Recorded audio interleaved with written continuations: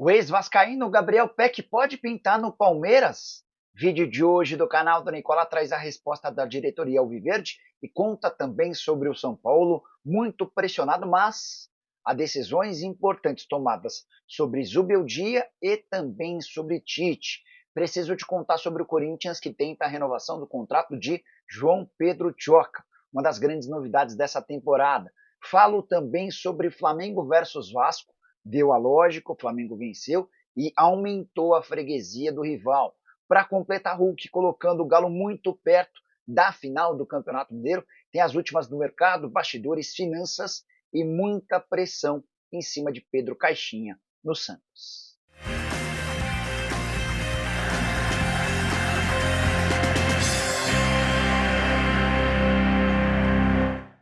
Fala aí pessoal, sou Jorge Nicola, bem-vindos a mais um vídeo do canal, sempre bom ter vocês por aqui, sem perder tempo, só pedir para deixar like, se inscrever no canal e ativar as notificações. Bora começar esse vídeo com o tradicional giro de notícias e a primeira informação é sobre João Fonseca, tenista de apenas 18 anos de idade que segue fazendo história. Nesse sábado ele venceu um tenista sérvio e passou para a final do ATP 250 lá na Argentina. Dessa maneira já tem a primeira colocação no ranking de tenistas brasileiros e vai figurar na próxima semana entre os 75 melhores do mundo. A final acontece nesse domingo contra o argentino a partir das 4 da tarde. Bora contar também que a portuguesa caiu do segundo para o terceiro lugar no seu grupo após um empate em 2-2 com o Corinthians. Só para lembrar que a Lusa tem 11 pontos, mesma pontuação do Guarani, que é o líder, e do Red Bull Bragantino, vice-líder. Diferença em relação à portuguesa se dá pelo número de vitórias. A Lusa tem 2 vitórias contra 3 dos seus adversários. O Santos fecha a quarta colocação do grupo com um jogo a menos e 9 pontos conquistados. Só para completar o giro de notícias, contar que Cruzeiro e América fazem hoje a primeira partida semifinal do Campeonato Mineiro, com uma diferença gritante na folha salarial. Depois de todos os reforços, o Cruzeiro tem uma folha próxima de 20 milhões de reais por mês. Enquanto isso, o América aparece com uma folha de 2 milhões e 300 mil mensais. O Gabigol sozinho paga todo o elenco e comissão técnica do Coelho. Preciso falar agora sobre João Pedro Tchoca, zagueiro do Corinthians que tem causado excelente impressão e uma série de notícias surgiram nos últimos dias. Há quem garanta que o Corinthians já buscou a renovação, há quem garanta que não. Há também a informação de que o empresário dele tem problemas de dívidas com o Corinthians. Quero trazer todos os detalhes do que eu consegui apurar. Esse atleta, que virou titular absoluto de forma merecida aos 21 anos de idade, está de fato negociando a renovação do contrato. O vínculo termina em dezembro de 2026 e foi renovado em maio do ano passado, mas a alegação é de que, até por seu status de titular, ele precisa ganhar mais do que os seus 60 mil reais mensais. Enquanto esteve emprestado ao Ceará na temporada passada, ele ganhou um acréscimo de 20 mil reais, ou seja, ganhava 80 mil enquanto defendia o vovô. Voltou para o Corinthians para ganhar uns 60 mil.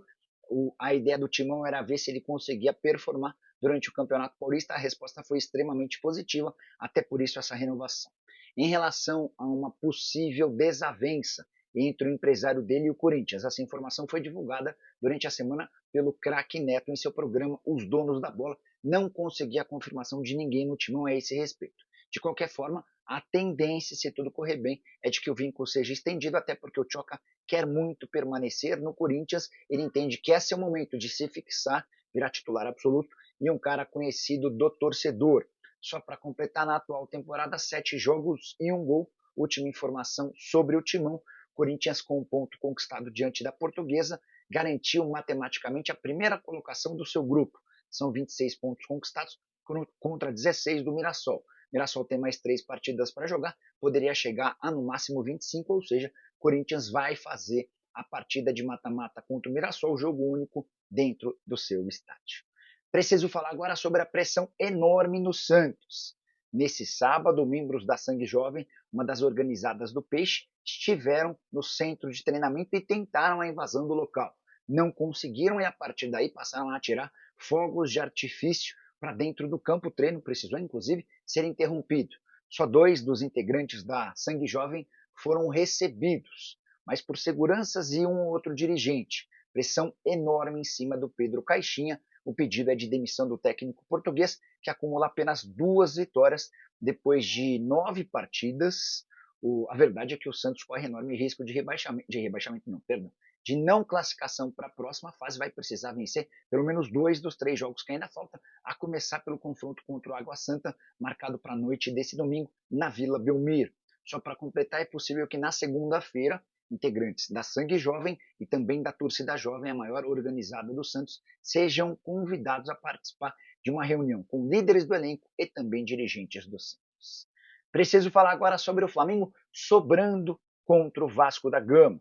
Vitória por 2-0 na noite desse sábado no Maracanã foi um passeio do rubro-negro. Placar de 2-0 nem mostra direito o que foi o jogo. No primeiro tempo, por exemplo, o Vasco mal conseguiu atacar. Os gols do Bruno Henrique, de pênalti na primeira etapa, e também do Everton Cebolinha na segunda etapa. Só para explicar, nos últimos 10 jogos entre os dois times são 7 vitórias do Flamengo, 2 empates e 1 vitória apenas do Vasco. Dessa maneira, com esse resultado, o Flamengo pulou ou se manteve na primeira colocação, agora com 20 pontos. O Vasco ainda aparece na zona de classificação, em quarto lugar, mas bastante ameaçado. Isso porque o Cruz Maltino já tem um jogo a mais do que seus adversários e estacionou em 14 pontos. O Sampaio Correia, o Nova Iguaçu, o Maricá e o Fluminense ainda podem ultrapassar o Vasco nessa rodada, jogando o Cruz Maltino para fora da zona de classificação. Vale a lembrança de que a última rodada para o Vasco tem um desafio extremamente complicado contra o Botafogo. Só para completar algumas curiosidades do clássico.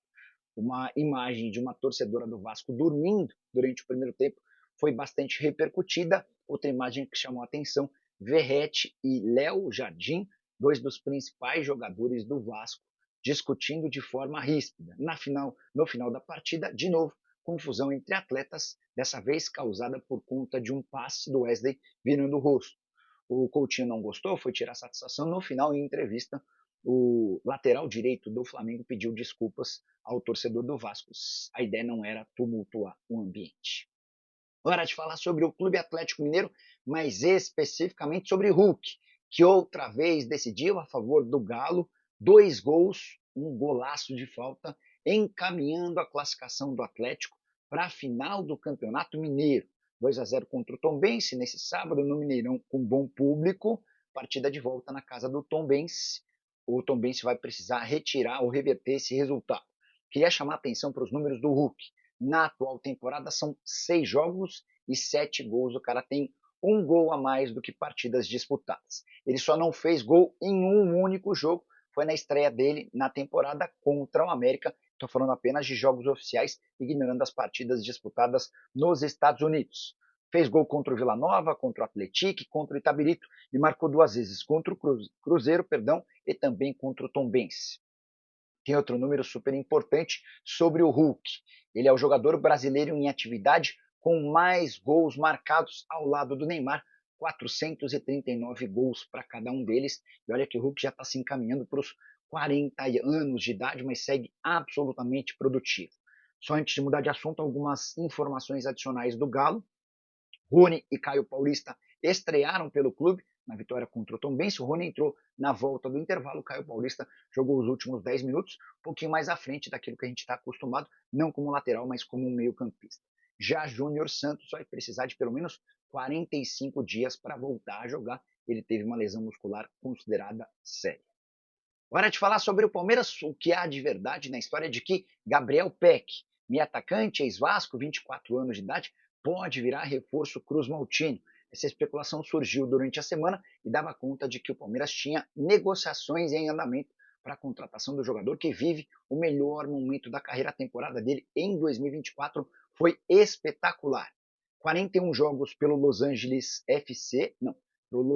Galaxy, com 21 gols e 19 assistências. O cara participou de 40 gols em 41 partidas. Nunca o Peck havia feito tantos gols numa temporada, nem nunca havia dado tantas assistências.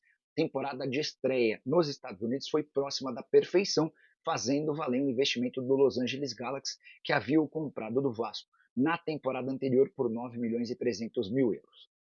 Mas a pergunta que você deve estar se fazendo é, tá bom, Nicola, mas o Peck vai ou não para o Palmeiras? Consultei uma fonte super importante e responsável dentro do Verdão, bem próxima à presidente Leila Pereira, que assegura que o PEC não faz parte dos planos do Palmeiras. Não existe negociação com esse jogador. Hoje o Palmeiras foca todos os seus esforços na aquisição de Vitor Roque. E a ideia é contar com um atacante de 19 anos de idade, que pertence ao Barcelona e está emprestado ao Betis, ainda nessa janela de transferências, janela que se encerra em 28 de fevereiro. Só para completar, Mikael, zagueiro que pertence ao Houston Dynamo, será de fato contratado. O atleta já foi, inclusive, avisado do acordo entre o Houston e o Palmeiras, operação de 5 milhões de dólares ou 28 milhões de reais. Só para completar, agora restam apenas as questões burocráticas para que o jogador seja liberado para viajar para o Brasil, onde passará por exames médicos e assinará seu contrato. Bora fechar o vídeo para falar sobre o São Paulo. A diretoria do Tricolor tomou decisões importantes em meio à crise e pressão em cima de Luiz Zubeldia. A menos que o São Paulo seja goleado pelo Palmeiras numa situação vexatória, e Luiz Zubeldia não será demitido, mesmo com derrota para o Palmeiras. São Paulo perde por 1-0, por 2-1, por 3-2, dando o jogo, e o Zubeldia fica pelo menos até o fim do Campeonato Paulista. A única chance de uma reviravolta é uma goleada catastrófica a favor do Palmeiras e o São Paulo saindo de campo desmoralizado. Qualquer outro resultado e o treinador argentino segue. Isso se dá porque dentro do departamento de futebol ainda há quem confie no Zubeldia, mas também por alguns outros motivos, entre eles a falta de opções no mercado. Especulou-se sobre Tite, teria sido uma indicação do Muricy Ramalho, dá para dizer que esse treinador está descartado. A questão financeira é o grande impeditivo. O Tite não poderia ser contratado por menos de 2,5 milhões de reais. Hoje, Zubeldia e seus auxiliares ganham 1 milhão de reais por mês e o São Paulo não tem capacidade de praticamente triplicar seus custos com a comissão técnica. Isso sem falar no fato de que o Tite trabalha muito mal com categorias de base, ele é conhecido por aproveitar pouco os jogadores formados nas categorias inferiores, e o São Paulo vai depender demais de um técnico que utilize os jogadores formados em Cotia. Isso sem falar na vontade do Tite em trabalhar no futebol europeu. Não há, dentro dos dirigentes são paulinos, convicção sobre nenhum outro nome. Então, a prioridade é permanecer com o Zubeldia, torcendo que ele consiga pelo menos um empate diante do Palmeiras, resultado que deixaria o São Paulo ainda mais perto da classificação em primeiro lugar do seu grupo. Tricolor que vem numa sequência horrorosa de 3 jogos sem vitória, derrota para o Red Bull Bragantino e empates contra a Inter de Limeira e Velo Clube. Vale a lembrança também de que o São Paulo daqui até o fim da fase de grupos do Paulista só tem jogos complicados. Palmeiras nesse domingo, depois Ponte Preta e São Bernardo. São times que brigam com o Verdão pela classificação no Campeonato Paulista para a próxima fase. Pergunta que eu deixo para você é: o São Paulo acerta quando decide manter o Zubeldia? Outra questão: você escolheria qual técnico se fosse a favor da dispensa do argentino? Aproveita e completa para deixar seu palpite para o clássico. Use espaço para comentário, tá bom? Só não esquece de deixar like, de se inscrever no canal. A gente se encontra mais tarde. Tchau!